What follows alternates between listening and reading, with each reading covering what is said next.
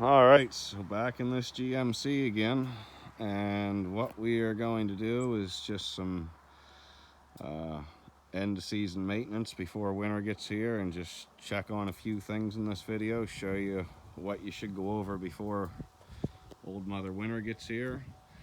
And we're also going to talk about the oil consumption. This truck's at 90,000 kilometers now.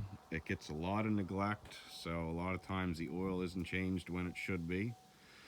So I made a suggestion to the boss this morning because my 8.1 here, the 8.1 Vortec 496, there's so much controversy about the oil consumption of this engine when actually this new 6.6 consumes more oil than my 8.1 does when it's working. So, I mean, you guys can write books and fairy tales all you want, but when I have both the trucks and I work both the trucks and I know the difference, I'm sorry, but I will argue that this new 6.6, when it's working hard, it uses oil. So what I suggested to the boss was, let's put 540 into it, which is the same oil that I run in my 8.1 and also my 6-liter square body. And myself personally, Rotella doesn't pay me, so let's just start off with saying that. I don't get any benefits by bragging about this oil. It's just simply an oil that I have very good luck with myself. I find it a very high quality oil. It is a bit expensive, but you kind of get what you pay for in the scenario. And what I've realized, especially with my 8.1, and I'm probably going to prove it with this truck as well, is that this oil does not break down near as fast as a conventional 5W30.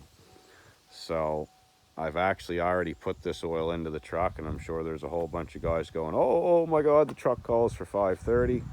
Who cares? It's got 100,000 kilometers onto it now. It doesn't make any big great amount of oil pressure to start with, so why not? So let's start it up. Now that we have 540 in, I just drove the truck quite a few miles, so this is a warm start. You see the temperature gauge, but you know,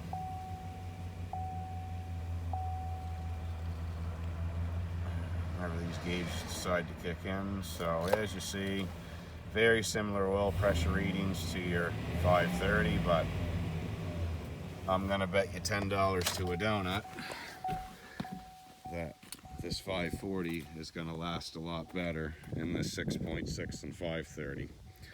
So right now our use, I have it mathed out that we are using 2 to 2.5 liters of oil every 10,000 kilometers in this truck. So the oil change light will let you go 12 to 14,000 depending how hard you're towing and how much it's revving.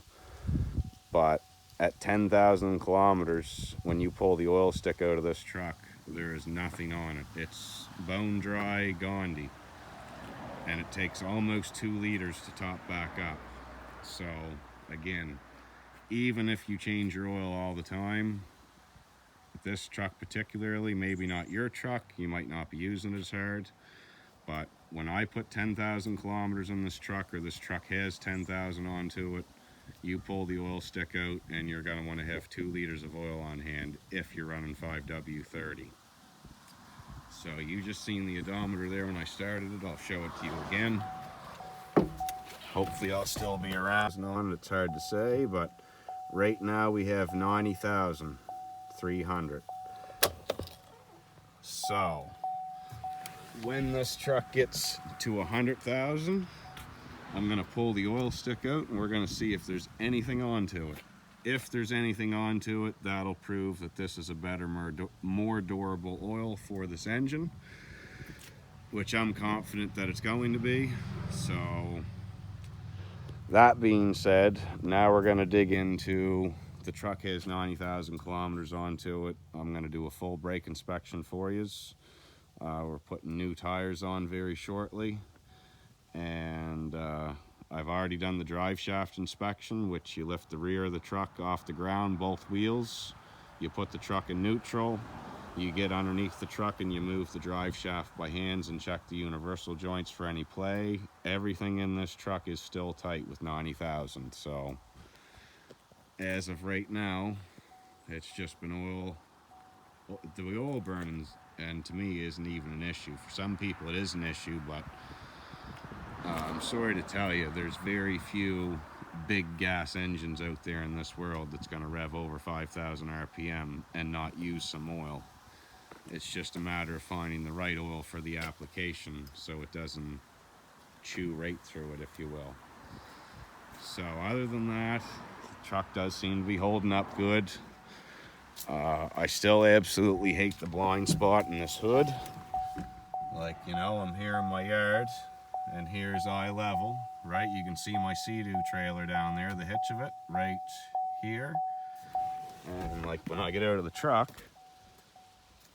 like Lord Jesus, it's half a mile ahead of me. So this whole entire section is blind spot.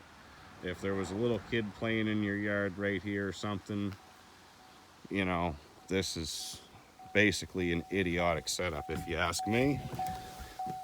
And just while I'm shitting on the truck, this center console has got to be the most useless thing. I use a GPS to try to get around for work, and this thing just slides around and goes everywhere. There's nowhere for it to sit.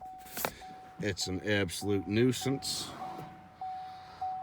But, you know, it's really all I got bad to say about it. The truck, other than that, has been pretty decent so far, and it's been used pretty hard. So anyway, that's it for today. That's it for this truck for now.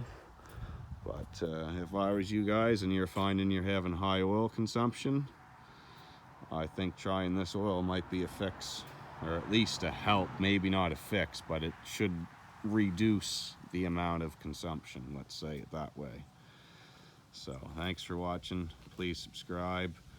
Soon we'll have the square body here and we can park all three in a line. So we got old, semi-old, and new.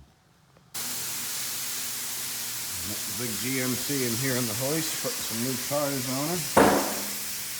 I'm surprised at 90,000 kilometers there's still a lot of brake pad left in the front. So that's pretty surprising. If this was my truck, I'd grease these sliders up now and service all this, but you know, if the big guy don't want to spend the money. But look, again, lots of pad left. Hard to believe.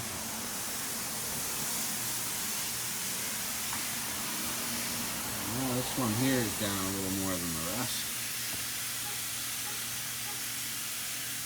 It's still pretty good.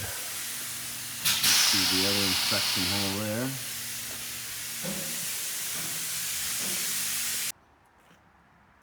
So in this list of maintenance at 90,000, I noticed when we first got this truck, it had a fair bit of intake noise for, you know, only having a stock intake system on this, which is just absolutely hideous looking if you want sound. A cold air intake in this truck, I think, would be a major improvement right off the bat without anything else. But that being said, here's what our stock filter looks like. You know, we've got an array of bugs and it's very dirty. The filter screen is very dirty, which I knew this was going to be like this. And even on the back side, it's completely filthy and clogged. So you hold that up to the sunlight and you can't see nothing through it. Let's try, well, the new one you might not be able to either, but oh yeah, you can.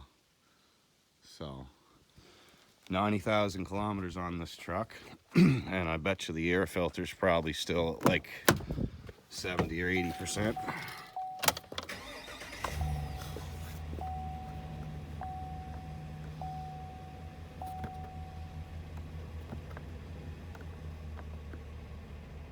Oh, air filter's only at 15%, so okay, the truck is pretty good and pretty on par with that, but this truck does a lot of off-road driving, a lot of dirt roads, so, you know, probably 75,000 wouldn't be a bad idea to slip a filter in this. And I wanted to put a K&N into it, but we couldn't find one in stock, so it's just getting a stock Fram. But I'm sure this is gonna help with the fuel mileage and be able to hear the truck breathe again.